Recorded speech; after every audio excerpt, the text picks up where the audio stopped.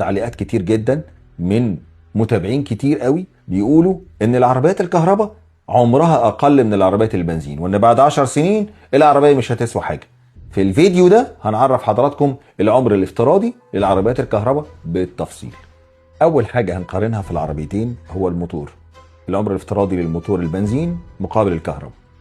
طبعا العمر الافتراضي للموتور الكهرباء اكبر، وده طبقا لمجله ايفي كونكت المتخصصه في السيارات الكهربائيه، اللي قالت ان العمر الافتراضي لموتور السياره الكهربائيه من 15 ل 20 سنه مقابل من 12 ل 15 سنه في مواتير الاحتراق الداخلي او الاي سي اي.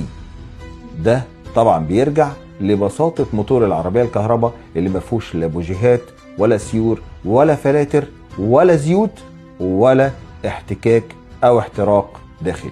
طبعا الناس دلوقتي هتقول لك انت يعني سايب البطاريه وراح تقارن المواتير؟ لا، خليك في البطاريه. هقول لحضرتك حاضر عينيا. العمر الافتراضي لبطاريات السيارات الكهربائيه هو 12 سنه. 12 سنه ده ليه؟ لان البطاريات اللي بيديرها حاجه اسمها البي ام اس، وهو الباتري مانجمنت سيستم. ده بيتحكم في تبريد وتسخين البطاريات، وان البطاريات ما يقعش عليها اجهاد كبير جدا في اي وقت، سواء حرارة عالية او سرعة كبيرة، سواء في الشحن او في التفريغ. ده غير كمان ان في جزء انت ما بتشوفوش في البطارية اسمه البفر. البفر ده اللي بيتراوح تقريبا من 2.5 الى تقريبا 3% من حجم البطارية بتاعة العربية الكهرباء. ده جزء بيتساب دايما فاضي في البطارية علشان البطارية ما تقعش تحت اجهاد كبير، سواء في التفريغ او الشحن، وده جزء احتياطي البطارية بتحتفظ بيه لنفسها للأزمات.